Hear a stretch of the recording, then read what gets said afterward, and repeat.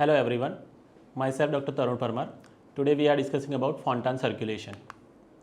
So today we will discuss Fontan physiology and hemodynamics, evolution of Fontan circuits, complication of Fontan and management of Fontan patients.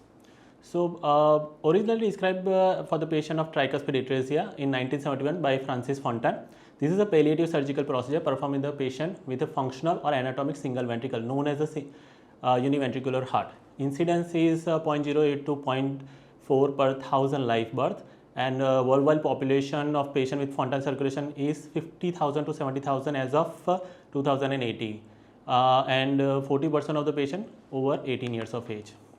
The pulmonary connection was first described by D. Level 1988 by the intra-atrial conduit in the form of lateral tunnel or extracardiac conduit, that is described by Marcelletti.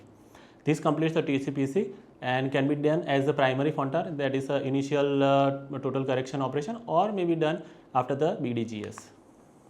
So going back to the history, in 1971 Fontan described this Fontan operation, and then there are a lot of modification and advances took place. Cruiser modified it with atriopulmonary connection, and then Jock in 1979 RARV connection, then Kawashima, then De Level, and again fenestrated Fontan operation, and 1990 extracardiac Fontan operation, that is the latest one. So this is the various techniques of the Fontan procedure. A is showing the atriopulmonary connection, B is showing the lateral tunnel Fontan, where the lateral tunnel is being formed and it is connected to the right pulmonary artery, and last one is C is the extracardiac conduit. In this the Glenn circuit is been anastomosed with the IVC2 RPA by the extracardiac conduit. So coming back to the common criteria for the Fontan procedure, initially the Chaucer has described the 10 commandments in 1978. In that age was more than 4 years, then sinus rhythm, then normal drainage of the vena cava, normal RA volume, low PA pressure, that is less than 15 mm of mercury, low PVR, that is less than 4 Wood units, then adequate pulmonary artery size, that is PA to aorta ratio is more than 0.75, normal ventricular function, no or minimal AVVR, and normal pulmonary artery anatomy without any distortion. So these are the 10 original commandments, but as we know the things shown in bold, that is most relevant or most important right now. So PA pressure less than 15, PVR less than 4, and normal ventricular function. Other things are not that important in a way that we can correct all those things. Like age, we now know that 2 to 5 years is the ideal or good age, and 10 to 15 kg of the weight. Sinus rhythm, if patient is not in the sinus rhythm, that can be corrected or treated. Then if the vena cava connection is not normal, like classical example is the interrupted IVC, so we can do the Kawashima repair like bilateral BDGS, and if the RA volume is not adequate, then we can do the RA plasty, and then if AVVR is there, then we can correct the AVVR by the AV valve repair at the time of the Glenn surgery or in between the stages between the Glenn and Fontan, and PA anatomy can be corrected by the PA plasty. So now these three things are important: PA pressure, PVR, and normal ventricular function. So what are the common surgeries that we do before the Fontan surgery? So primary Fontan can be done, but most of the time these are the complex cardiac patients, so they went through the various cardiac surgeries, like most commonly bidirectional Glenn shunt, and then in the case of the pulmonary atresia or pulmonary stenosis, BT shunt or central shunt, then atrial septectomy and septostomy. Norwood operation in the case of the HLHS and variants, DKS procedure, stance procedure in the severe forms of abdominal, where you patch close the tricuspid valve, and then atrial septectomy and systemic to pulmonary shunt can be done, and PA banding in the case of the increased QP with univentricular heart. So what are the indications of the Fontan surgery? As we have discussed, the univentricular heart is the indication. So what are those univentricular heart? Most commonly hypoplastic left heart syndrome, tricuspid atresia, PAIVS, pulmonary atresia interventricular septum, then double inlet of left ventricle, unbalanced AVCD, and rarely patient with the severe forms of abstinence and DORV, CCTGA.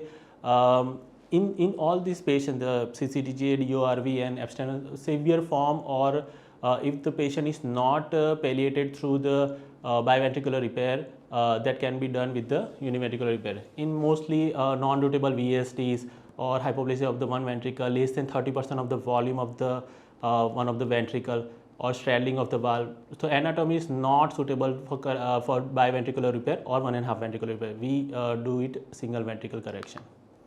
So coming back to the timing, most center now do the staged palliation. That means the first they do the Glenn and then Fontan.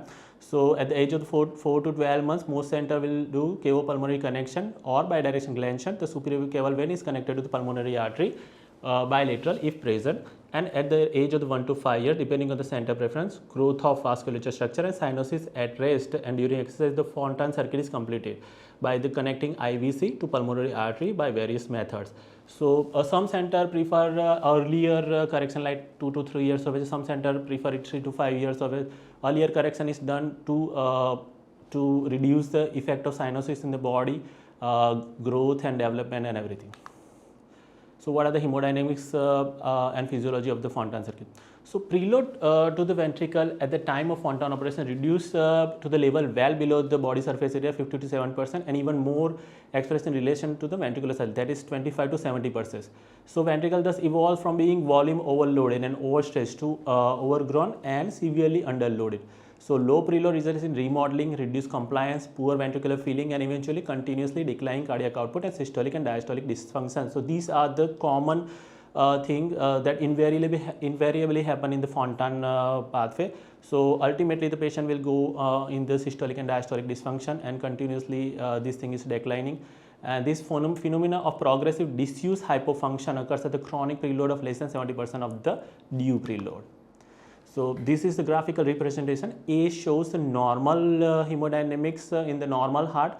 So where the RA pressure is kept lower than the LA pressure, there is subpulmonary ventricle RV. So what happens? The central venous pressure remains normal because the energy that is reaches to the RA and RV becomes a 0, and now the RV act as a pump and it overcomes the pulmonary impedance and pumps the blood in the pumping fashion into the pulmonary artery. So RA pressure remains low and CVP remains normal.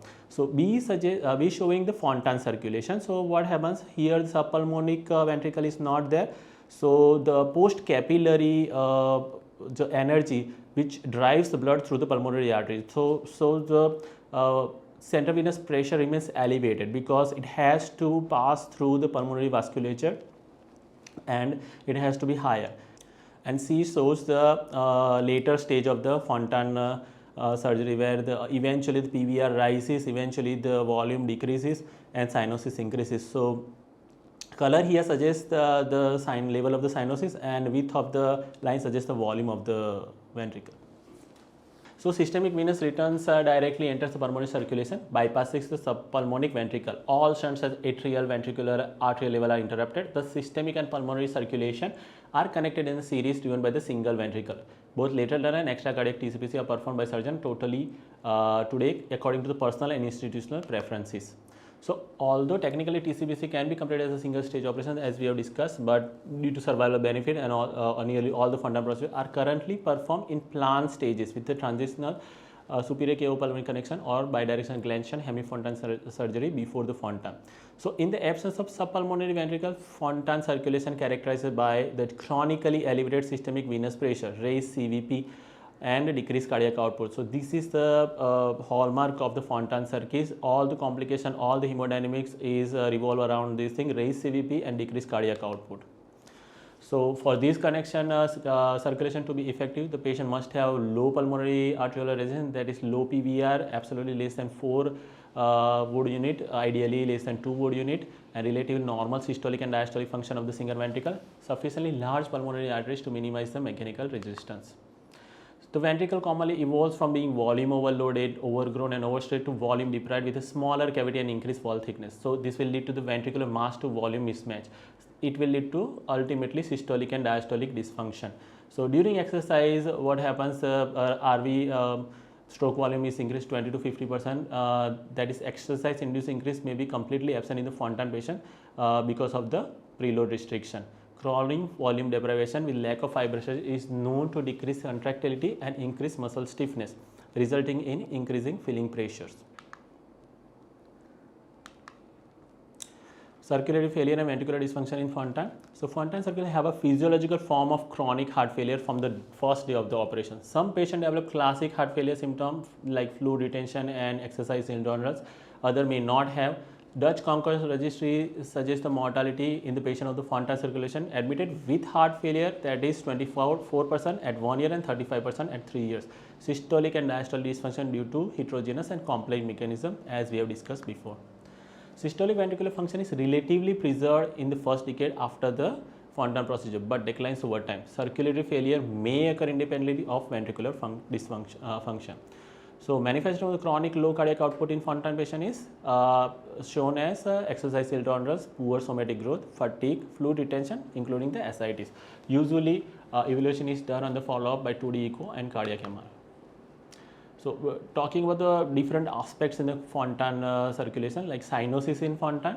So, normally normal saturation in the normal patient is more than 95%, but in Fontan we usually see it cannot be achieved most of the time. The saturation remains 90 to 95% range. That is because of the coronary sinus, deoxygenated coronary sinus venous blood typically drains into the pulmonary venous chamber and mixes with the pulmonary venous blood.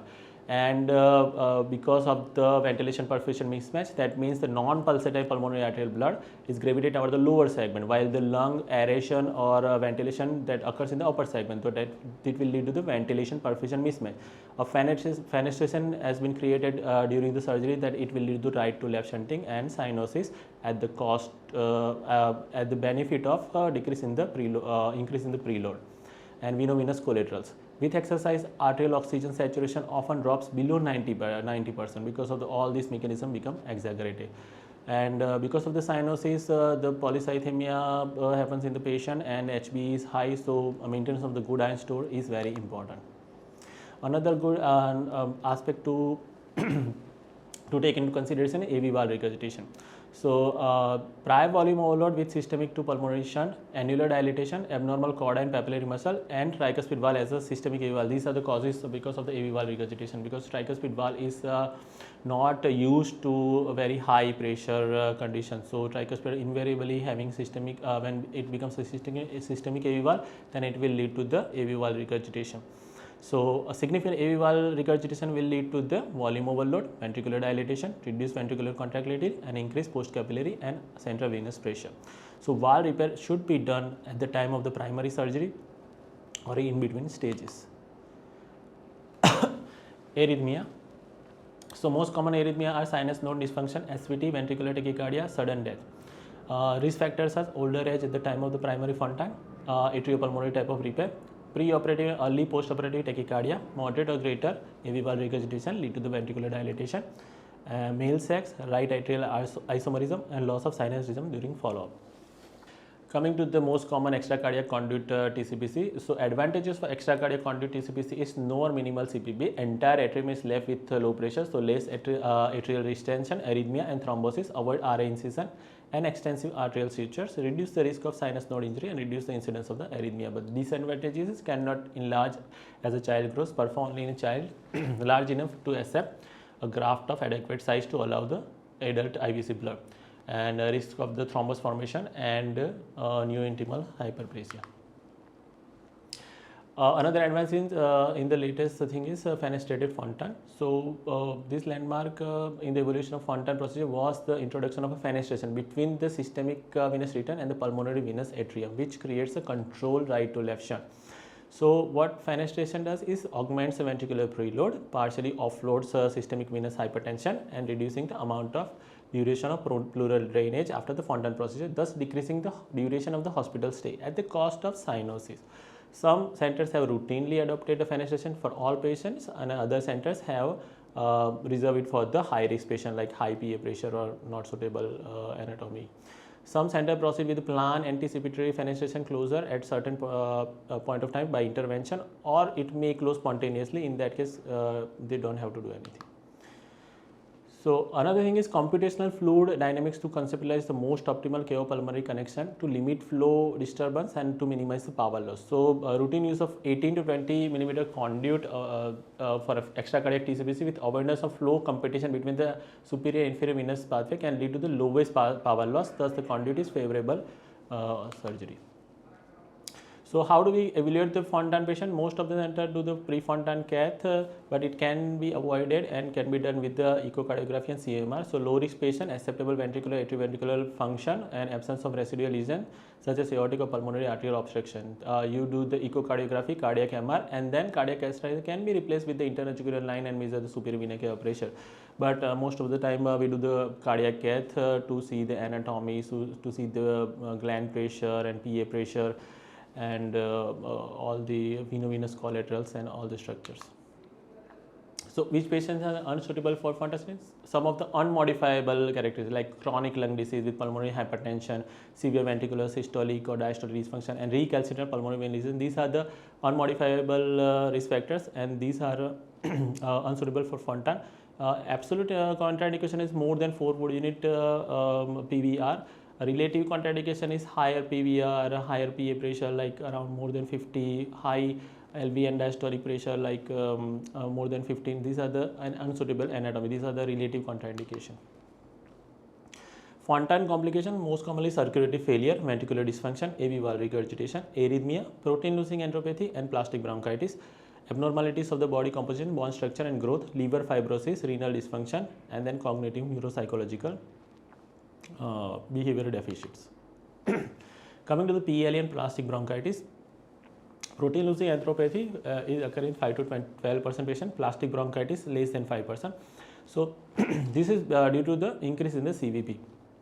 So lymphatic congestion can lead to the overflow of leak of these channels, resulting in spillage of lymph-rich material into the low pressure intestinal and bronchial trees, and thus both of these conditions. Some individual may have lymphatic channels and decompression pathway that run adjacent to the gut lumen and airway, and when the presence of elevated CVP, lymphatic congestion manifests spillage of these low pressure passages. So an increase in the mesenteric vascular resistance. A subset of patients with the PLE have diminished SHPG, that is heparan sulfate proteoglycan.